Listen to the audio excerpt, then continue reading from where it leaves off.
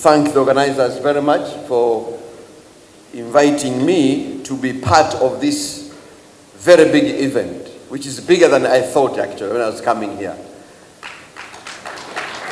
And when I was given this invitation, I was struggling with my assistants as to why I should attend, because as some of you have already said here, my today's schedule is very bad because I had a very busy one. In the morning we had a similar function like this one. We were awarding the manufacturers of the year, and we had a fantastic event that was presided over by the Vice President of the Republic of Tanzania, and later on I had a very engaging program in my constituency, you know. So I've just come from the constituency. I've been changing my clothing. Nilikuwa nimevaa suit, nikavaa nguo za kijimbo. Unajua kienda jimboni uende na suit. Vinginevyo wapiga kura wanakuona wewe sasa unafanya nini hapa? So then I was supposed to be coming here. Na hapa na kwenye ukija na nguo za jimbo anakushanga huyu waziri vipita anakuja na nguo gani hizi. So that is the situation. But actually I came here because of two things. One, this event is happening in my constituency. You know, you are in the constituency of Bungo. Na Bungo no mimi. Nipigeni makofi sasa. But secondly, it is a big privilege to be meeting CEOs. Not many people get such an opportunity meeting CEOs. It's a great opportunity to do networking, to know guys who make a difference in life, guys who move our economy. You are the people who are moving our economy. So I had to be here. But of course, thirdly, I am the custodian and the guardian of the private sector in the country and the guardian of the businesses. So when I'm invited to that kind of the event, I have to be there because that is my primary role. So thank you very much for giving the opportunity to be your guardian in that regard.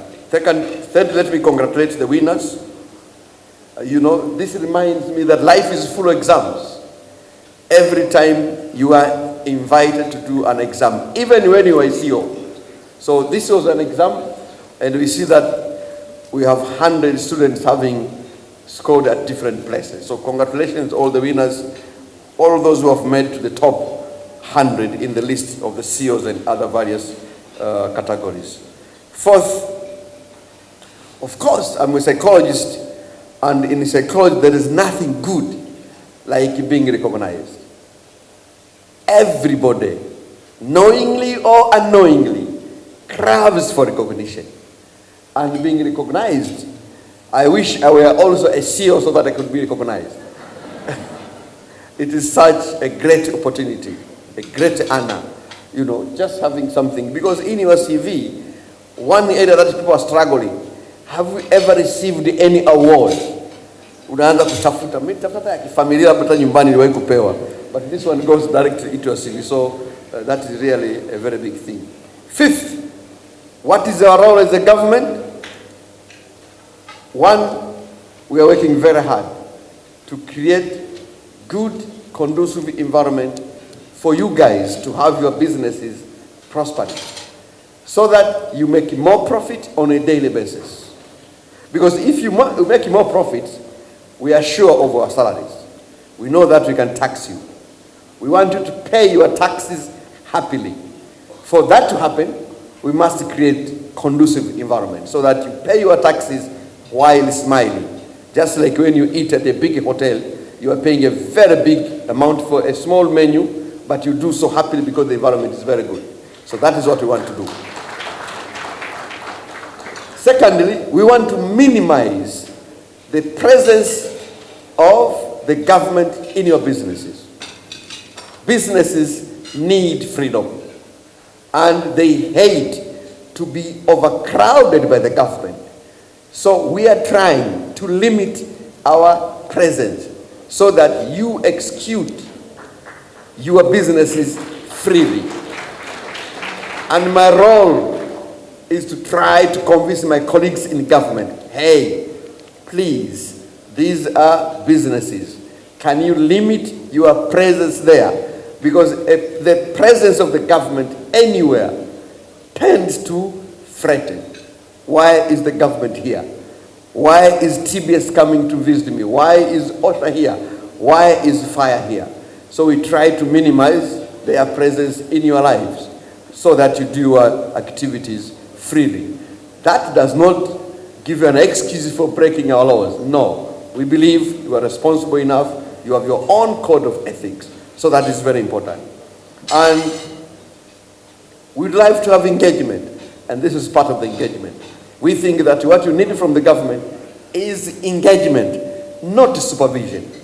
We cannot supervise you because in any standard, you guys are far smarter than us. You guys, you undergo a very rigorous process to get you where you are. For us, you know what? All I need is to try to convince people to vote for me. They don't even ask for my CV. Hawaulizi CV kule. Unapiga maneno, unaahidi barabara na maji, wanakuchagua. Sasa wewe kuwa sio mchezo bwana. CV ndefu kabisa na maelezo kibao. Kwa hivyo sisi we cannot pretend to be as than you guys are. So that engagement is key, so that we understand your issues. We try to resolve them from policy and legal point of view, and we shall try to do that. And that is what the government of Her Excellency Samia Suluhu Hassan has instructed us to do, to ensure that we create a good environment, which is why we see over the past few months, investment and businesses are prospering despite the COVID pandemic condition. So that is great. I want to throw a few challenges to you. We can see all these fantastic competencies that you are displaying, which are confirmed by award that you are receiving. But our desire, and my desire as a Minister for Industry and Trade, is to see that level of competence transformed into the regional and global level. We want to see regionally and globally competing business sector from Tanzania. Our worry is that our regional and global presence seems to be a little bit blurred.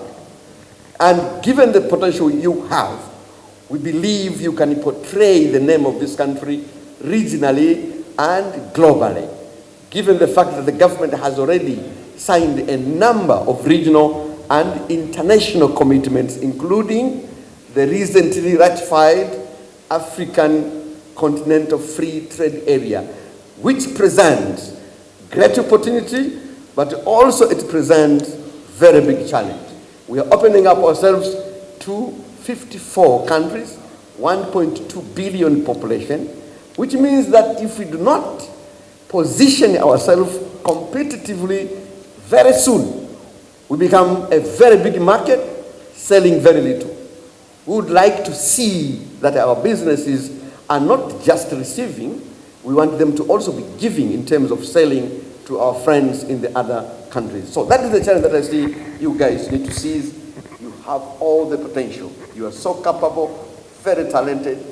All you have to do is to push a little bit of your confidence so that you see yourself beyond Tanzania. You enter the regional and the global market. You can do that, and the government is there to assist you to ensure that that happens.